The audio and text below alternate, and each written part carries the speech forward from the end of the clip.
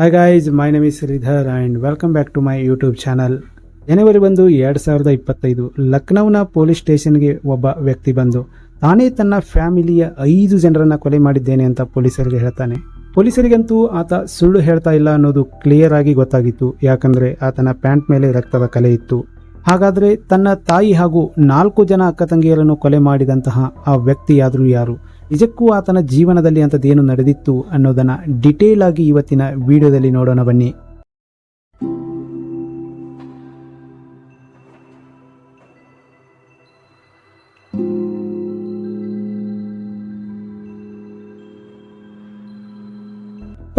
ವರ್ಷದ ಮೊಹಮ್ಮದ್ ಅರ್ಷದ್ ತನ್ನ ಫ್ಯಾಮಿಲಿಯ ಜೊತೆ ಉತ್ತರ ಪ್ರದೇಶನ ಆಗ್ರಾದಲ್ಲಿ ವಾಸವಾಗಿದ್ದ.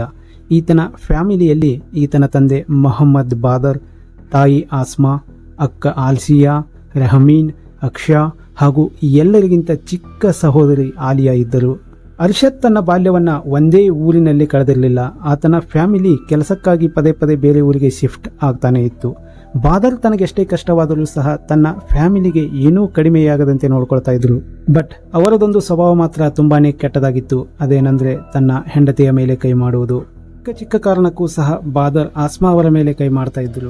ಅರ್ಷದ್ ಬಾದರ್ ಅವರ ಈ ಎಲ್ಲ ವರ್ತನೆಗಳನ್ನು ನೋಡುತ್ತಾ ಬಾದರ್ ತರಾನೇ ವರ್ತಿಸುತ್ತಾ ತನ್ನ ಅಕ್ಕ ತಂಗಿಯರ ಮೇಲೆ ಕೈ ಮಾಡುವುದಲ್ಲದೆ ತನ್ನ ತಾಯಿಗೂ ಸಹ ಬೇರೆ ಯಾರ ಜೊತೆಗೂ ಮಾತನಾಡದಂತೆ ರಿಸ್ಟ್ರಿಕ್ಷನ್ ಹಾಕಿದ್ದ. ಹಾಗಾಗಿ ಅರ್ಷದ್ನ ಫ್ಯಾಮಿಲಿಯ ಹೆಣ್ಣು ಮಕ್ಕಳು ತಮ್ಮ ಮನೆಯ ಅಕ್ಕಪಕ್ಕದವರ ಜೊತೆಗಷ್ಟೇ ಅಲ್ಲ, ತಮ್ಮ ಸಂಬಂಧಿಕರ ಜೊತೆಗೂ ಕೂಡ ಮಾತನಾಡುವುದು ನಿಂತು ಹೋಗಿತ್ತು.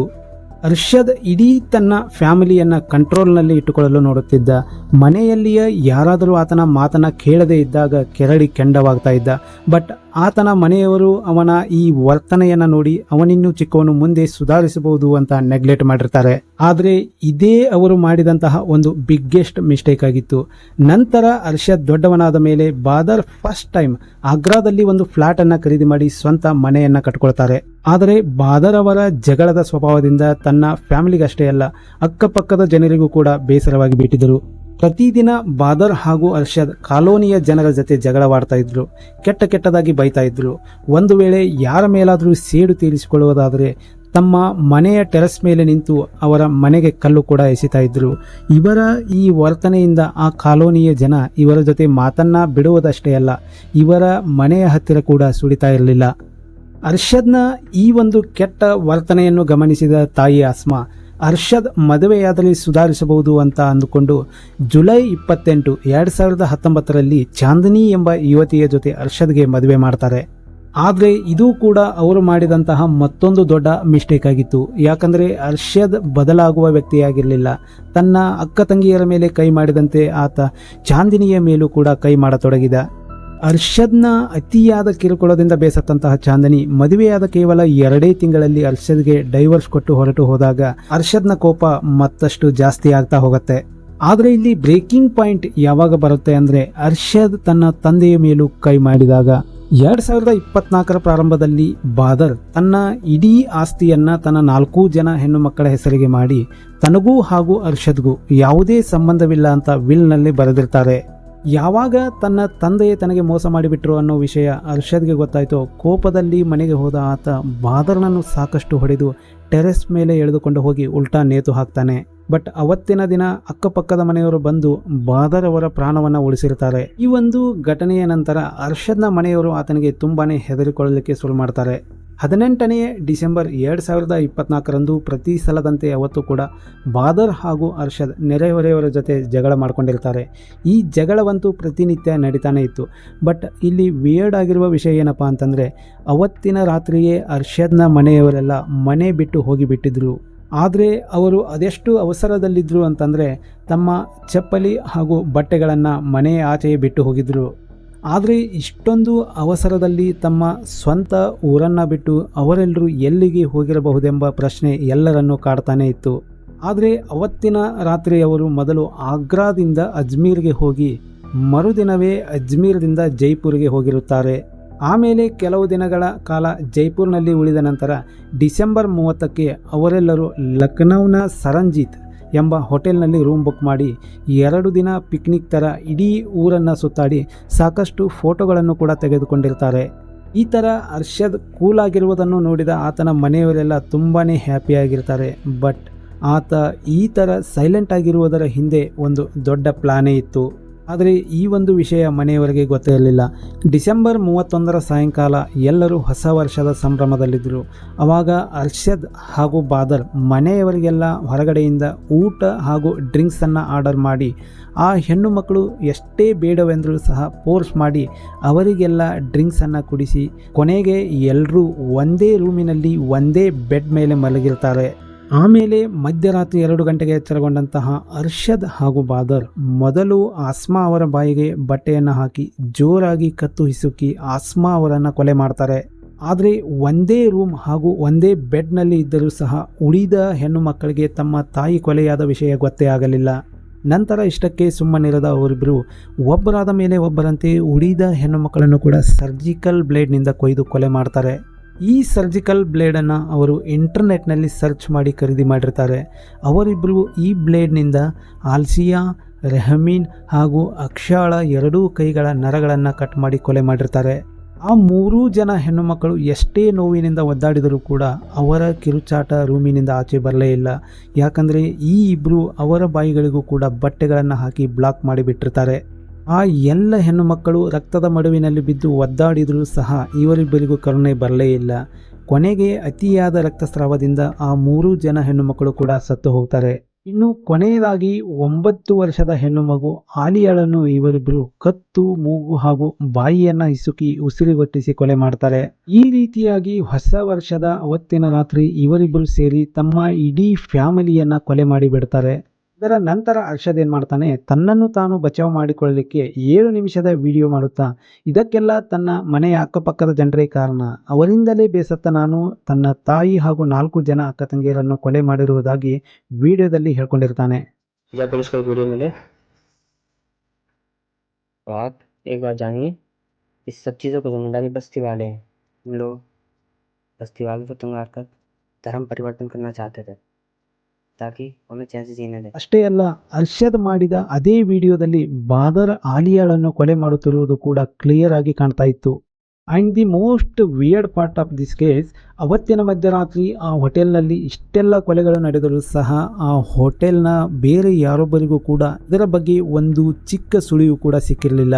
ವಿಡಿಯೋವನ್ನು ಮಾಡಿದ ನಂತರ ಅರ್ಷದ್ ಏನು ಮಾಡ್ತಾನೆ, ಆ ವಿಡಿಯೋವನ್ನು ಸೋಷಿಯಲ್ ಮೀಡಿಯಾದಲ್ಲಿ ಪಬ್ಲಿಷ್ ಮಾಡಿ ತಾನೂ ಹಾಗೂ ಬಾದರ್ ಸುಸೈಡ್ ಮಾಡಿಕೊಳ್ಬೇಕು ಅಂತ ಡಿಸೈಡ್ ಮಾಡಿಕೊಂಡು ಬೆಳಗ್ಗೆ 4 ಗಂಟೆಗೆ ಆ ಹೋಟೆಲ್ನಿಂದ ಹೊರಟಿರ್ತಾರೆ. ಅರ್ಷದ್ ಏನು ಮಾಡ್ತಾನೆ, ಬಾದರ್ನನ್ನು ರೈಲ್ವೆ ಸ್ಟೇಷನ್ಗೆ ಡ್ರಾಪ್ ಮಾಡಿ ತಾನು ನೇರವಾಗಿ ಪೊಲೀಸ್ ಸ್ಟೇಷನ್ಗೆ ಹೋಗಿ ಸರೆಂಡರ್ ಆಗಿರ್ತಾನೆ. ಸ್ಟಾರ್ಟಿಂಗಲ್ಲಿ ಏನಾಗುತ್ತೆ, ಪೊಲೀಸರು ಕೂಡ ಅರ್ಷದ್ನ ಮಾತನ್ನು ನಂಬದೇ ಇದ್ದಾಗ ಅರ್ಷದ್ ತನ್ನ ಪ್ಯಾಂಟ್ ಮೇಲೆ ಇದ್ದಂತಹ ರಕ್ತದ ಕಲೆಗಳನ್ನು ಅವರಿಗೆ ತೋರಿಸಿರ್ತಾನೆ. ಅದೆಲ್ಲವನ್ನ ನೋಡಿ ಶಾಕ್ ಆದಂತಹ ಪೊಲೀಸರು ಅರ್ಷದ್ನನ್ನು ಕರೆದುಕೊಂಡು ನೇರವಾಗಿ ಸರಂಜಿತ್ ಹೋಟೆಲ್ಗೆ ಹೋಗಿ ನೋಡಿದಾಗ ಅಲ್ಲಿ ಕೊಲೆ ಮಾಡಿದ ಎಲ್ಲ ಶವಗಳನ್ನು ಬ್ಲ್ಯಾಂಕೆಟ್ನಿಂದ ಮುಚ್ಚಲಾಗಿತ್ತು.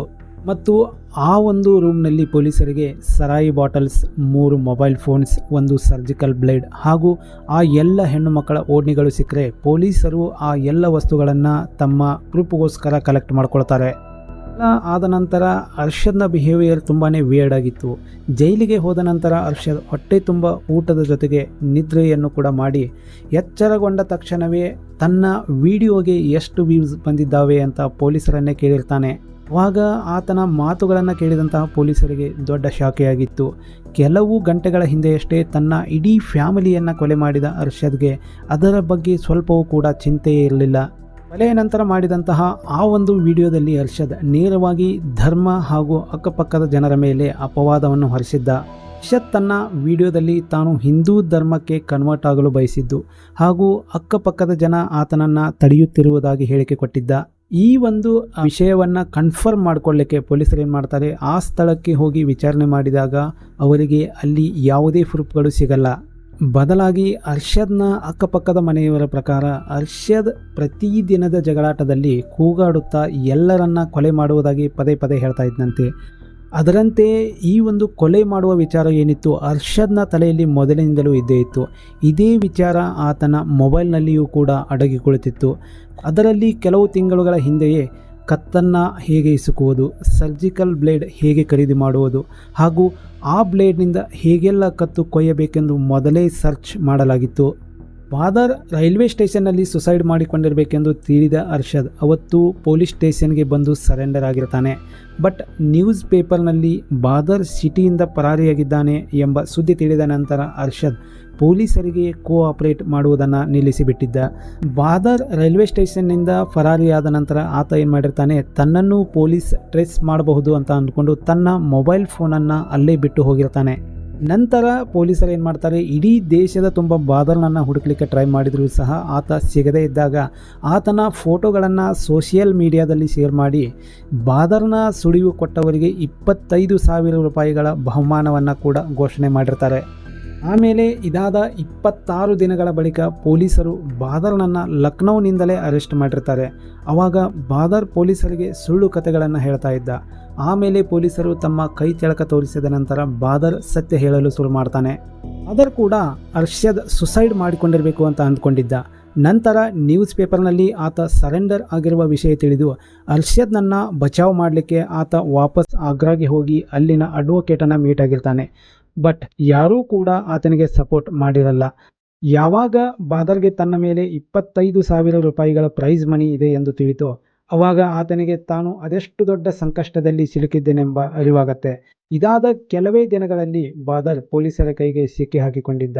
ಅವತ್ತು ಪೊಲೀಸರಿಗೆ ಆತ ಕೊಟ್ಟ ಹೇಳಿಕೆಯನ್ನು ಕೇಳಿ ಎಲ್ಲರೂ ಕೂಡ ಶಾಕ್ ಆಗಿರ್ತಾರೆ. ಬಾದರ್ ಪೊಲೀಸರಿಗೆ ಹೇಳಿದ್ದೇನೆಂದರೆ, ತಾನು ಹಾಗೂ ಅರ್ಷದ್ ಆಗ್ರಾದಲ್ಲಿನ ತನ್ನ ಕಾಲೋನಿಯ ಅಕ್ಕಪಕ್ಕದ ಜನರನ್ನು ಜೈಲಿಗೆ ಹಾಕಿಸಬೇಕೆಂದು ಅಂದ್ಕೊಂಡಿದ್ರಂತೆ. ಅವರಿಂದ ಸೇಡು ತೀರಿಸಿಕೊಳ್ಳಲು ನಾವೇ ನಮ್ಮ ಇಡೀ ಫ್ಯಾಮಿಲಿಯನ್ನು ಕೊಲೆ ಮಾಡಿದ್ದೇವೆ ಅಂತ ಹೇಳಿಕೆಯನ್ನು ಕೊಟ್ಟಿರ್ತಾನೆ. ಅವರಿಬ್ಬರಿಗೂ ತಮ್ಮ ಅಕ್ಕಪಕ್ಕದ ಮನೆಯವರ ಮೇಲೆ ಸೇಡು ತೀರಿಸಿಕೊಳ್ಳಬೇಕೆಂಬ ಹುಚ್ಚು ಎಷ್ಟಾಗಿತ್ತಂದರೆ ಅದಕ್ಕಾಗಿ ಅವರು ತಮ್ಮ ಮನೆಯ ಎಲ್ಲ ಹೆಣ್ಣು ಮಕ್ಕಳ ಪ್ರಾಣ ತೆಗೆದಿರ್ತಾರೆ. ಈ ಕೇಸ್ನ ತೀರ್ಪು ಇನ್ನೂ ಬಂದಿಲ್ಲ. ಕೋರ್ಟ್ನಲ್ಲಿ ಇನ್ನೂ ವಿಚಾರಣೆ ನಡೀತಾನೆ ಇದೆ. ಬಟ್ ಕೊಲೆ ಮಾಡಲು ಬಳಸಿದಂತಹ ಪ್ರೂಫ್ಗಳು ಹಾಗೂ ಅರ್ಷದ್ನ ವಿಡಿಯೋದಿಂದ ಇವರಿಬ್ಬರಿಗಂತೂ ಕಠಿಣ ಶಿಕ್ಷೆ ಆಗೇ ಆಗತ್ತೆ. ನನ್ನ ಮಾತನ್ನು ತಮ್ಮೆಲ್ಲರಿಗೂ ಹೇಳಬೇಕಂದ್ರೆ, ಅರ್ಷದ್ ತನ್ನ ವಿಡಿಯೋದಲ್ಲಿ ತಾನು ಹಿಂದೂ ಧರ್ಮಕ್ಕೆ ಕನ್ವರ್ಟ್ ಆಗಲು ಬಯಸಿದ್ದೆ ಅಂತ ಹೇಳ್ಕೊಂಡಿರ್ತಾನೆ. ಆ ಒಂದು ಹೇಳಿಕೆಯನ್ನು ಇಟ್ಕೊಂಡು ಸೋಷಿಯಲ್ ಮೀಡಿಯಾದಲ್ಲಿ ತುಂಬಾ ಚರ್ಚೆಗಳಾಗ್ತವೆ. ಅದೆಷ್ಟೋ ಜನ ಇದೇ ಹೇಳಿಕೆಯನ್ನು ಟಾರ್ಗೆಟ್ ಮಾಡಿ ತಮ್ಮ ಬೇಳೆ ಬೇಯಿಸ್ಕೊಳ್ತಾರೆ. ಅವರಾರೂ ಕೂಡ ಇಲ್ಲಿ ರಿಯಲ್ ಫ್ಯಾಕ್ಟ್ ಏನಿದೆ ಅಂತ ತಿಳಿಯೋಕೆ ಟ್ರೈ ಮಾಡಲೇ ಇಲ್ಲ. ಇಂತಹ ಘಟನೆಗಳು ಪ್ರತಿದಿನ ನಮ್ಮ ಸಮಾಜದಲ್ಲಿ ನಡೀತಾನೆ ಇರ್ತವೆ. ಯಾರೂ ಕೂಡ ಈ ಸೋಷಿಯಲ್ ಮೀಡಿಯಾಗಳನ್ನು ಮಿಸ್ಯೂಸ್ ಮಾಡಿಕೊಳ್ಬೇಡಿ ಅಂತ ಹೇಳ್ತಾ ಇವತ್ತಿನ ಈ ಒಂದು ವಿಡಿಯೋವನ್ನು ಮುಗಿಸ್ತಾ ಇದ್ದೀನಿ. ಮುಂದೆ ಮತ್ತೊಂದು ಇಂಟ್ರೆಸ್ಟಿಂಗ್ ಕೇಸ್ ಸ್ಟಡಿಯೊಂದಿಗೆ ನಿಮ್ಮ ಮುಂದೆ ಹಾಜರಾಗ್ತೀನಿ. ಅಲ್ಲಿಯವರೆಗೂ good bye and take care.